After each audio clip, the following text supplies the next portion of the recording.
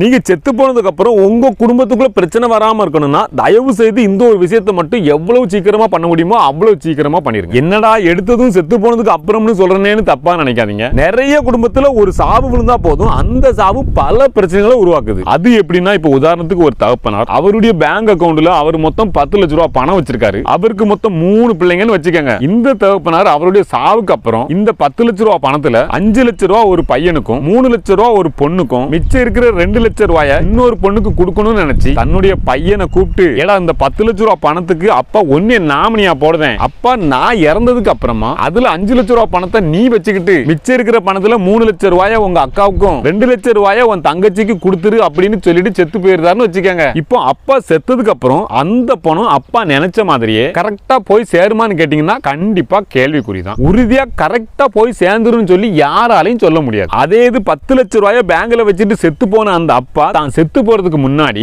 Nominee அப்படிங்கிற இடத்துல தன்னுடைய 3 பிள்ளைகளுடைய பெயரையும் சேர்த்து எழுதியிருந்தாருன்னு வச்சுக்கோங்க. கண்டிப்பா அந்த தகப்பனார் நினைச்ச மாதிரியே எந்த ஒரு பிரச்சனையும் இல்லாம சுமூகமா அந்த பணம் போய் சேர்ந்திருக்கும். ஆனா நாமினி அப்படிங்கிற இடத்துல இன்னைக்கு நம்மளால நம்மளுடைய 3 பிள்ளைகளுடைய பெயரை பேங்க்ல சேர்க்க முடியுமான்னு கேட்டீங்கன்னா கண்டிப்பா முடியாது. அதே இது நவம்பர் 1ஆம் தேதிக்கு அப்புறம் சேர்க்க முடியுமான்னு கேட்டீங்கன்னா கண்டிப்பா சேர்க்க முடியும். அதுவும் 3 பேரை மட்டும் இல்ல 4 பேரை நாம சேர்த்துக்கலாம். இதுதான் பாத்தீங்கன்னா இப்ப புதுசா கொண்டு வந்திருக்கிற சட்டம். இந்த சட்டத்தின்படி பேங்க்ல இருக்கிற உங்க அக்கவுண்ட்க்கு மொத்தம் நீங்க 4 நாமினியா வச்சுக்கலாம். இது மட்டும் இல்ல இந்த 4 நாமினியும் எப்படி செயல்படணும் அப்படிங்கறதையுமே நீங்களே செலக்டும் பண்ணிக்கலாம். இதுக்கு பாத்தீங்கன்னா அவங்க மொத்தம் 2 ஆப்ஷன் கொடுக்கறாங்க. இதுல முதல் ஆப்ஷன் அவங்க சைமல்டேனியஸ் நாமினின்னு சொல்றாங்க. இதுல மொத்தம் நீங்க 4 நாமினியை செலக்ட் பண்ணிக்கலாம். அது மட்டும் இல்ல அந்த 4 நாமினியில யாருக்கு எத்தனை சதவீதம் பணம் போகணும் அப்படிங்கறதையுமே நீங்களே செலக்ட் பண்ணிக்கலாம். இது பாத்தீங்கன்னா பேங்க்ல இருக்கிற உங்க அக்கவுண்ட்க்கு மட்டும் செல்லுபடியாகும். அடுத்து இரண்டாவதா இருக்கிற இந்த சக்சசிவ் நாமினி ஆப்ஷனை பாத்தீங்கன்னா நீங்க உங்க பேங்க் அக்கவுண்ட்க்கும் கொடுத்துக்கலாம். அதே மாதிரி நீங்க பேங்க்ல லாக்கர் வச்சிருந்தீங்கன்னா